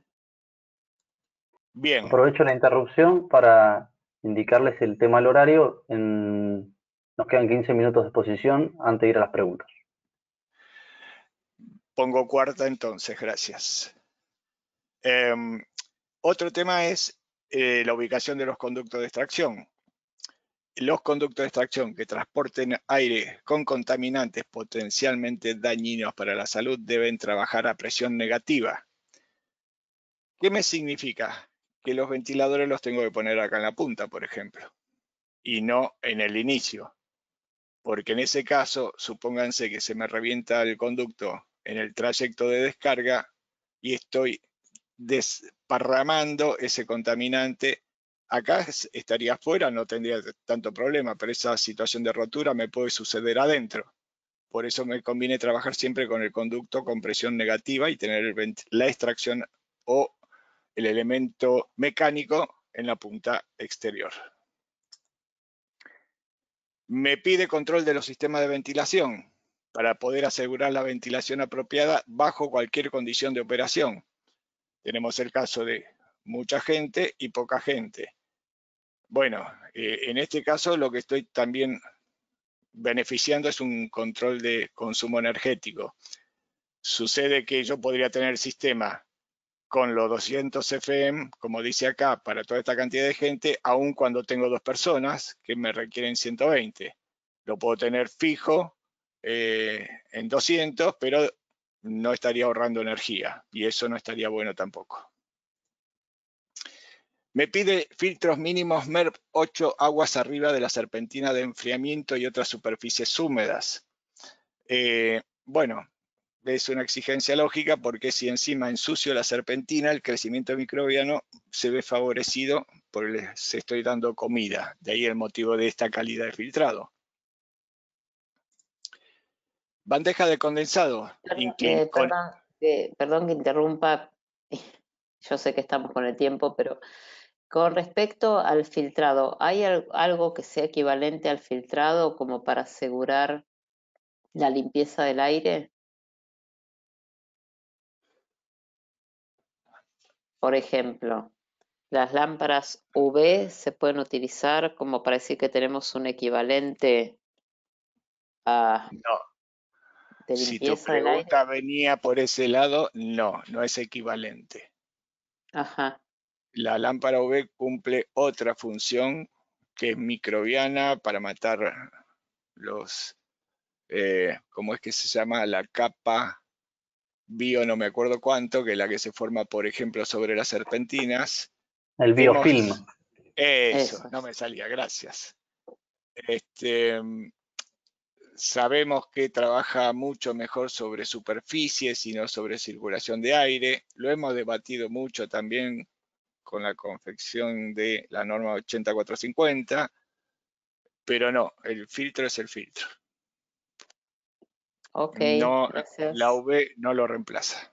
Bien. No trabaja, a ver, un particulado la UV no me lo limpia. Estamos hablando de las bandejas de condensado, evitar pérdidas selladas con cierre hidráulico. Estamos pensando que un sifón, cierre hidráulico, como lo quieran llamar en el desagote, es para las cámaras que están con presión negativa, que como entraría aire por el desagote no permite que salga el agua. Esa es la situación. El otro tema es qué altura le doy a ese cierre hidráulico. Normalmente se estipula que con un 50% por arriba de la máxima presión del ventilador en funcionamiento estamos bien. Piensen que en manejadoras para áreas limpias que trabajan con mucha contrapresión los ventiladores, bueno, se nos hacen sifones altos. Las serpentinas tienen que tener espacio para el mantenimiento en ambas caras y poder acceder a los colectores para el trabajo de reparación que fuere, sin necesidad de sacarlo. Si yo saco una serpentina es porque la voy a cambiar normalmente. Y el espesor máximo recomendado es de 4 hileras. Eso es porque me facilita el hidrolavado. Si yo pongo 6 u 8 hileras, no llega la presión de agua, no llego con los desincrustantes. Entonces sería bueno separarla en 2 baterías, si necesito tanta cantidad. Humidificadores, se pide que la calidad del agua a emplear sea como para consumo humano, que tenga eliminador de gotas, o sea que no se formen condensaciones, más que nada en los conductos y en los primeros tramos. El agua que se me genere ahí me puede generar crecimiento de bichitos malos. Me pide acceso para mantenimiento, espacio suficiente para el personal que se encargue de ejecutarlo. Ese espacio me tiene que servir para poder remover los filtros, aunque vengan de a pedacito los filtros, sean varios los que cumplen para cubrir el ancho de la máquina, y también poder sacar parte o todo del conjunto ventilador, depende de cómo esté conformado. O sea, tengo que poder reparar las cosas, poder sacarlas, sin destrozar la sala de máquinas. Hay veces que no se puede y tengo que desmontar media sala de máquinas para poder cambiar una pieza o hacer un trabajo de mantenimiento. Bueno, vuelvo a decir lo mismo, tengo que acceder a ambas caras de las serpentinas, a los plenos de mezcla, la batería, los filtros, la bandeja de condensado, a ventiladores, humidificadores. Y también tengo que tener acceso en los conductos de extracción, por ejemplo, de campanas, graseras, etc. ¿Por qué pongo estas personitas acá? O una carretilla. Porque muchas veces el mantenimiento requiere llevar cosas o sacar cosas. Y necesito saber qué espacio de circulación le voy a dejar para poder ir con este carro. Si es en altura algo que tengo que hacer, cuánto abren las patas de la escalera. Tengo que saber el máximo en que la RT me permite tener los pies del que va a trabajar, para saber que si excedo eso, tengo que poner ya una pasarela metálica, por ejemplo. Tengo que saber que cuando la persona está agachada, tiene una dimensión acá, que si le dejé un pasillo de 40 centímetros va a poder pasar, pero le va a resultar difícil ponerse cuclillas para acceder a los equipos. O sea que la parte de ergonomía es importante para poder diseñar adecuadamente. A veces se puede, a veces no, pero bueno, tratar de cumplirlo. Un poquito de las tareas que dijimos recién, cambiar filtros, acceder a las máquinas, que obviamente cuando están en el exterior suele, no siempre, ser más fácil. En la parte de construcción, ¿qué necesito? Mano de obra calificada y o matriculada, según corresponda al subrubro que tengamos que atender. Tenemos que seguir estándares, reglamentaciones, especificaciones de los fabricantes y las consabidas buenas prácticas. Cuando almaceno equipos y materiales, en lo posible los tengo que mantener en su embalaje original, por ejemplo equipos, o protegidos para evitar acumulación de polvo u otros materiales de la construcción o de residuos. No sería raro que uno termine poniendo un conducto que después tenía, no sé, la camisa o el pantalón de un montador y quedó ahí adentro. No es raro, ha pasado. Evitar golpes y deformaciones, contar con obrador, sanitarios y limpieza de obra. Todo esto depende del tamaño de la obra también, pero son consideraciones. La que estoy proyectando, ¿vale la pena? No. Esta otra, y si acá un obrador, sanitario no, porque tal cosa, limpieza de obra sí, siempre. Ya eso es independiente casi del tamaño. Cumplir con la ley de seguridad e higiene y con los elementos de protección personal. Y si voy a trabajar o estamos en obra en un sector del edificio o de la planta y en el otro sector hay áreas ocupadas, tengo que proteger los espacios y a la gente que están ocupando y trabajando mientras nosotros hacemos las instalaciones. Tengo que poner nylon, presurización para el caso de la ocupación, depresión para el lado de la obra, para que no lleguen las posibles contaminantes o aire viciado hacia la zona de trabajo. ¿Qué pasa si tengo equipos a la intemperie? Evitar la radiación de otra fuente de calor. A ver, ¿por qué? Simple, tengo temperatura de condensación que si tengo otra fuente de calor me está sacando los parámetros de condensado. Ese sería un motivo. Limitar nivel de ruido. También viene por la parte de la contaminación ambiental y para los vecinos que no generarle molestias. Tener espacios bien ventilados para los condensadores de aire. Muchas veces no se sigue los requerimientos del fabricante en cuanto a estos espacios y hay que tenerlos en cuenta. Y como siempre, los lugares para mantenimiento. Máquinas en el interior. También tenemos algunas limitaciones por el ruido, porque si al lado tengo una oficina, al lado de la sala de máquinas, y el equipo es muy bochinchero, voy a tener problemas. También los espacios para el mantenimiento. Y siempre tengo las bases antivibratorios, verificar la resistencia al peso del piso que soporta esas máquinas o de la estructura, si está en elevación, y tener los desagües de condensado. ¿Cómo estoy de tiempo, Rodrigo? Francisco, si querés tenés 10 minutitos más. Bien. No, trato de respirar mientras, por eso te preguntaba. Bueno, en la etapa de construcción, ¿qué necesito?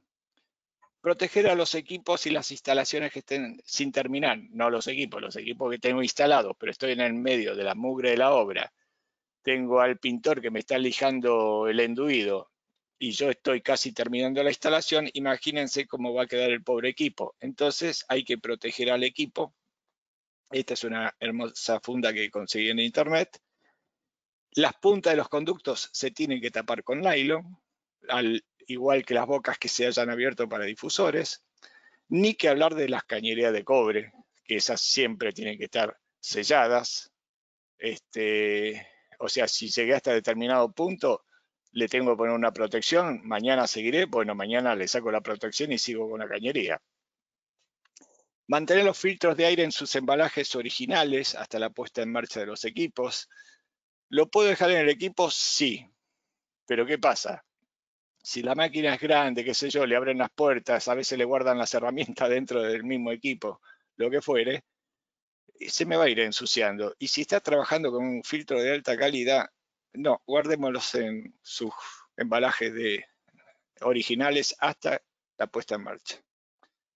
Tenemos que realizar las pruebas mecánicas, hidráulicas, eléctricas antes de la puesta en marcha. O sea, hay prepruebas anteriores a las de puesta en marcha final. ¿Por qué? Porque la voy haciendo por tramos. Si fuera un circuito hidráulico, puedo probar un tramo, luego otro tramo, etcétera, y así ya voy dando por concluido. Lo puedo ir aislando, lo puedo ir encerrando, le pueden hacer el armado, lo que fuere. Entonces tengo pruebas previas. Antes de la puesta en marcha, tengo que hacer, o de la prepuesta en marcha, tengo que purgar los ductos y hacer una limpieza final del interior de los equipos por donde circulará el aire. En la construcción, por ejemplo, tengo distintas normas como las de Magna que prescriben sobre las instalaciones de aire acondicionado y de los ductos, donde tenemos los cuidados sobre espesores de chapa, especificaciones para la construcción e instalación de los ductos, uniones, soportería, me habla de los ductos flexibles, de los de lana de vidrio, que también nos debe facilitar la proliferación microbiana. Y también tenemos que cuidar protecciones contra incendios. Ahí ya es más una combinación entre la parte que se ocupa el diseño de incendio y sus elementos de protección con las nuestras. Entonces, tengo que poner persianas contra incendio, la división entre pisos, qué sucede con montantes de pleno, esos son chimeneas en caso de siniestros. Entonces, todo eso hay que evaluarlo junto con los otros especialistas y tomar una decisión y un resultado final que no ayude a incrementar el siniestro, mucho más cuando hablamos de un piso a otro. También nos define las pruebas de inspección sobre la limpieza, operación y balanceo de los sistemas de aire acondicionado. En la puesta en marcha hacemos un checklist de todo el sistema, normalmente uno para equipo, otro para el resto de la instalación. Tenemos que medir condiciones del aire interior, el exterior, a la salida de los intercambiadores. La de la salida de los intercambiadores me gusta porque me sirve para evaluar si están rindiendo bien las máquinas, consumos de motor, carga de gas refrigerante, caudales de agua, por ejemplo en caso de chillers y o torre de enfriamiento. No es fácil medir caudales de agua, pero es lo que nos da el parámetro más seguro de cuántas frigorías estamos transportando. Tenemos que ver los sistemas de control, más simple, más complejo, ya dejarlo todo seteado como Dios manda, ¿no? Instalarlo y dejarlo con grado Fahrenheit, por decir una estupidez.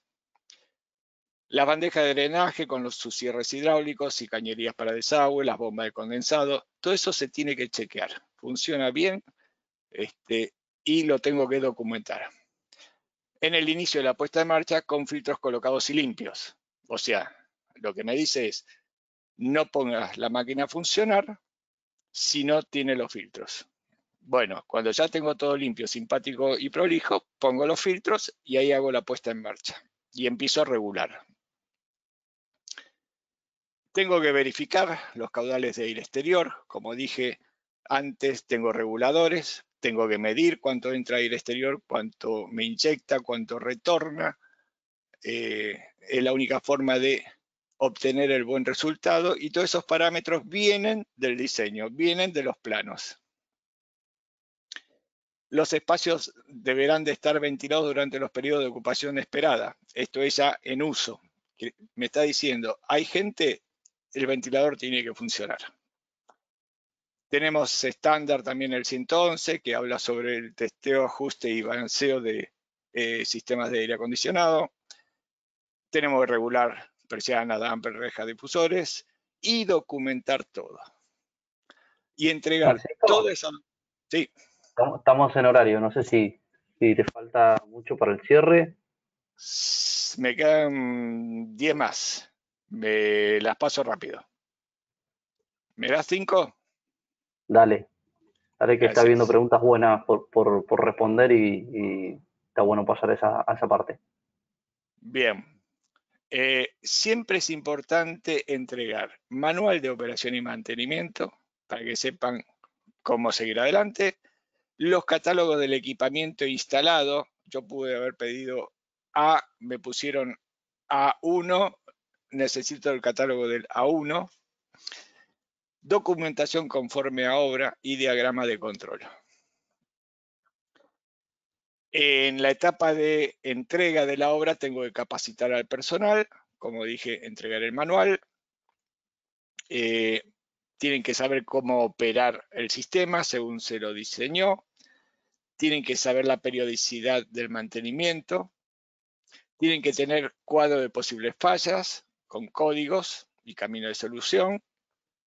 Otra cosa importante es que hay que tener un análisis del agua para saber qué tratamiento aplicar. Y luego en el mantenimiento hay que hacerle también análisis de agua. Por ejemplo, las torres de enfriamiento. No es el único análisis, el que nunca hacemos, que es del aire. No medimos qué calidad de aire tenemos adentro, a no ser que venga una corporación y nos la pida. Bueno, habría que preverlo dentro del mantenimiento.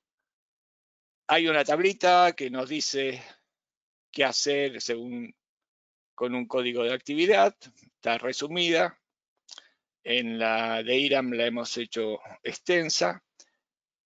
Fíjense acá los espacios de mantenimiento. En este le han puesto una pasarela metálica para facilitar el mantenimiento. Esta persona con una hidrolavadora no es una pavada. Las lanzas son largas de las hidrolavadoras. Hay que dejar espacio y a veces dejamos la superficie de la serpentina al borde del vacío. ¿Cómo lo voy a hidrolavar? Y con instalaciones ordenadas y bien diseñadas y construidas, quedan las cosas fáciles para hacer. En este caso, el cuadro de bomba es una obra que se está haciendo hoy día. Antiguamente no se contaba en un prediseño con este espacio que hay acá, donde está la persona, con un pasillo de circulación donde manejar las 20 válvulas mariposa que tiene todo este anillo colector. Muy cortito, lo que no se debe. Creo que con las imágenes alcanza. Acá, esta. Instalaciones afectadas. Hay que sacarlas. Ductos al exterior, absolutamente estropeados. ¿Cómo este ventilador puede llegar a empujar aire si no taparon toda esta superficie circundante? Ni miremos la instalación eléctrica, pero bueno, cosas que me he encontrado. Flexibles fuera de los difusores. Esto necesita un collar de chapa, si no, no hay como agarrar el flexible. Fíjense esta malla antipájaro, más que nada malla gallinero. Sifones que después siguen con una manguera. Superficies que deberían estar tapadas por los filtros tienen unos bypass enormes. Bornera de resistencia eléctrica sin tapa. Aislaciones rotas, desprolijas, abiertas. Este incluso era de un conducto nuevo, recién instalado. Las limpiezas. Si no hacemos la limpieza como Dios manda, terminamos ensuciando todo el resto del recorrido del aire. Y el orden. un cielo raso así difícilmente podamos tener posibilidad de mantenimiento, a veces de instalación. Y fíjense qué simpática esta reja de retorno donde un conducto flexible viene y toma solo un pedacito. No va. Terminé. Gracias. Y gracias también a Ray por la invitación. Perdón que no lo dije al principio. Bueno, muchísimas gracias a los dos por la presentación. Espero que el público la haya recibido tan bien como la hemos vivido nosotros aquí. Hay algunas preguntas, voy a aprovechar para transmitir una que me gustó mucho. ¿Existe alguna norma que me diga cómo medir la suciedad, cómo hacer la limpieza interior de los conductos, o existe alguna norma que pueda ver una periodicidad dependiendo del tipo de conducto y su uso? O sea, está hablando sobre el mantenimiento interno de los conductos, ¿no? Entonces, vinculado un poco a la normativa que estará próxima a salir aquí en Argentina, no sé si hay alguna contemplación respecto a la calidad interna del conducto, ¿no? El estado interno del conducto. Arranco, Paula, si no te parece mal. Las mediciones de ese tipo no son mi especialidad, pero sí por experiencia con un gran amigo con quien las hace y lo he acompañado en algunos casos. Lo primero que hace es medir la calidad del aire interior. Si hay algo que no da, me está diciendo que tiene que revisar la instalación a ver por qué. Y ahí aparecen, por ejemplo, los boroscopios para ver cómo están los ductos. A veces hay desprendimiento de aislaciones acústicas internamente, hay suciedad en los ductos, hay suciedad en las manejadoras, y a partir de ahí, como se toman muestras no solo del ambiente, sino de otros sectores, lo analizan en laboratorio y dicen, acá tengo que hacer esta tarea de limpieza. Y ahí se procede. Desconozco cuál es la norma que lo regula, pero seguramente la hay. Como dije antes, no es a lo que me ocupo, pero seguramente se especifica, por lo menos desde el vamos, de decir cuál es la calidad de aire que necesito adentro. Esta. ¿Lo que estoy midiendo corresponde? No. Entonces, ya estoy mal, tengo que hacerlo. Excelente, excelente. ¿Se puede instalar sistemas? Nos pregunta Carlos Daniel Ramírez Maisuls. ¿Se pueden instalar sistemas con inyección de aire exterior forzada y extracción natural? Sí, eso es totalmente factible. Sí, habitualmente la extracción es natural porque al estar el edificio presurizado y no es totalmente estanco, siempre hay alguna abertura, la extracción se produce en forma natural, ¿no? Estamos perdiendo el aire inyectado o el aire exterior que se inyecta se pierde a través de las aberturas naturales. Sí. Excelente.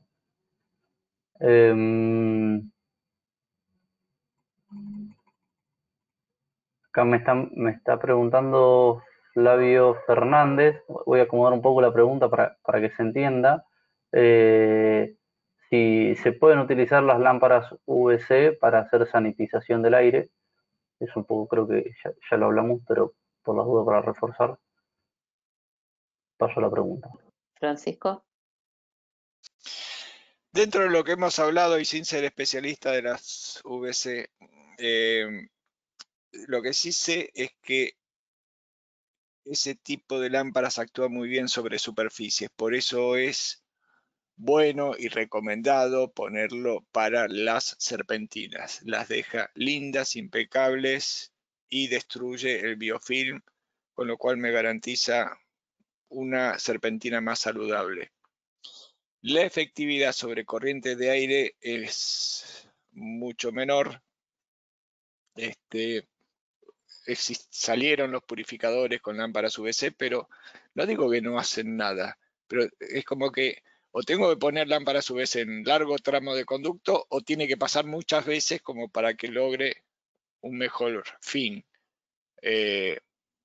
No son baratas, hay que cambiarlas cada determinada cantidad de horas de uso, entonces prefiero aplicarlas donde son altamente efectivas, que son superficies.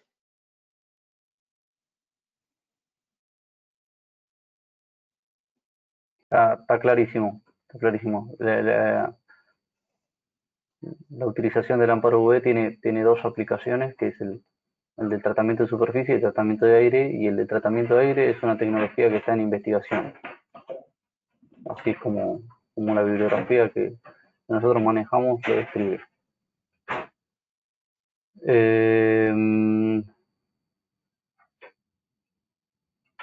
Perdón, estoy buscando las preguntas. Uy, de repente están lloviendo preguntas. A ver, agarro acá, sí, me están mareando.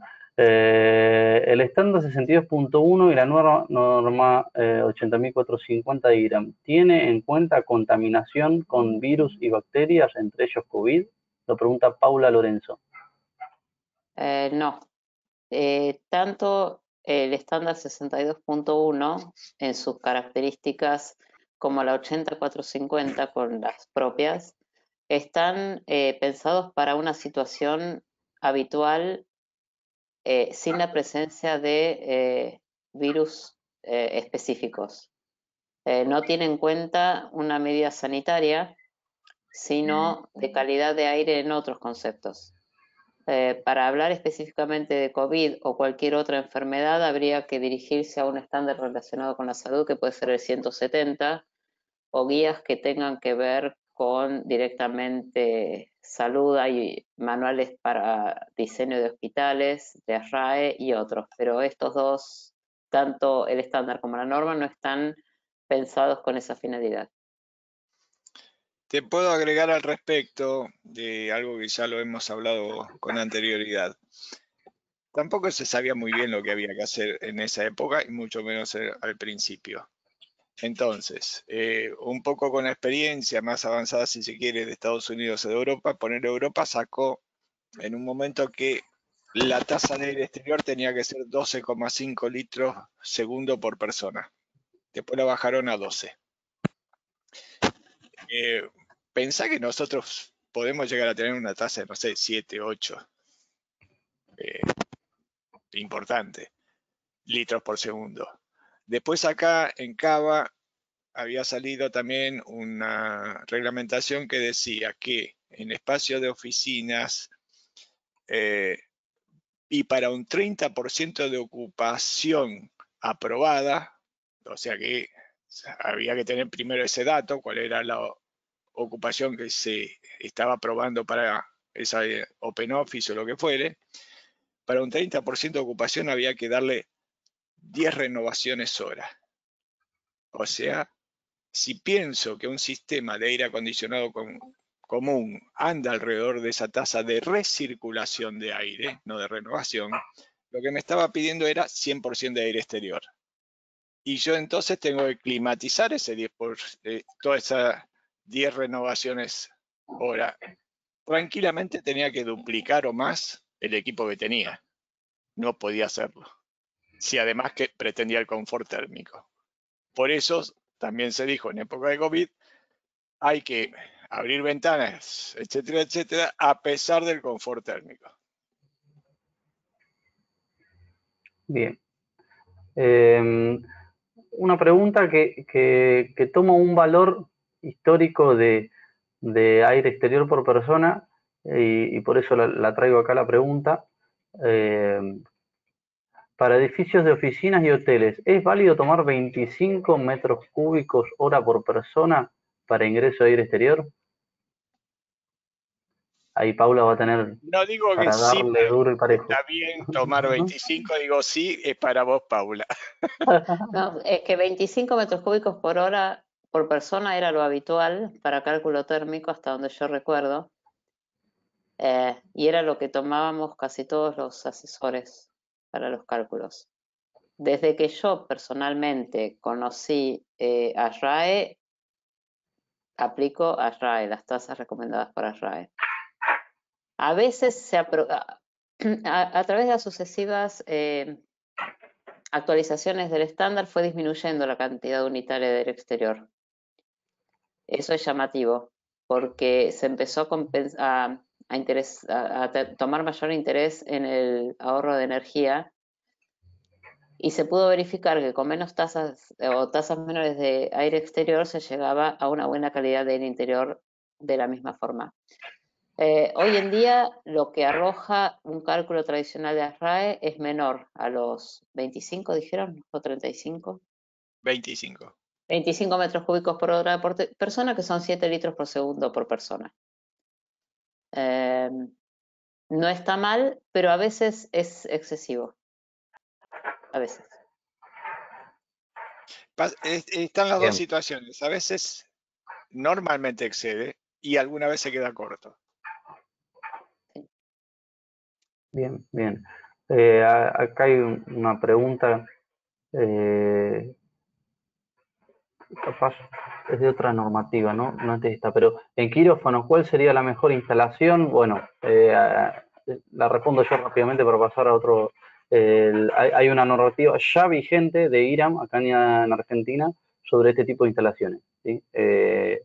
Pero no, el motivo de este webinar no era hablar sobre ese tipo de instalaciones tan específicas, sino hablar de instalaciones del tipo de confort.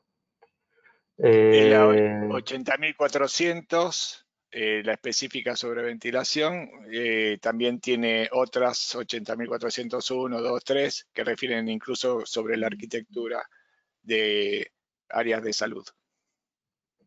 Bien.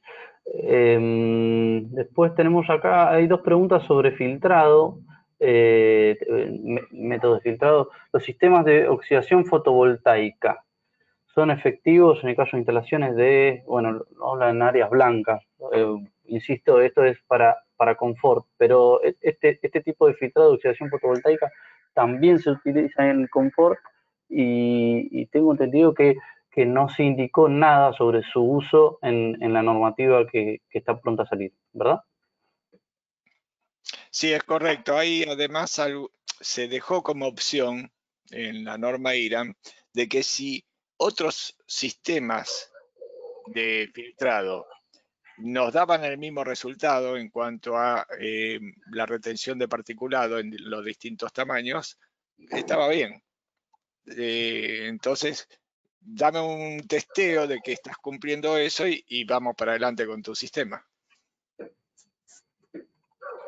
Bien, excelente. O sea que la normativa dejó una puerta abierta a otros sistemas que puedan existir en el futuro de igual eficiencia, solo que bueno, tendrá que comprobarlo. ¿Por qué no se usa filtro electrostático?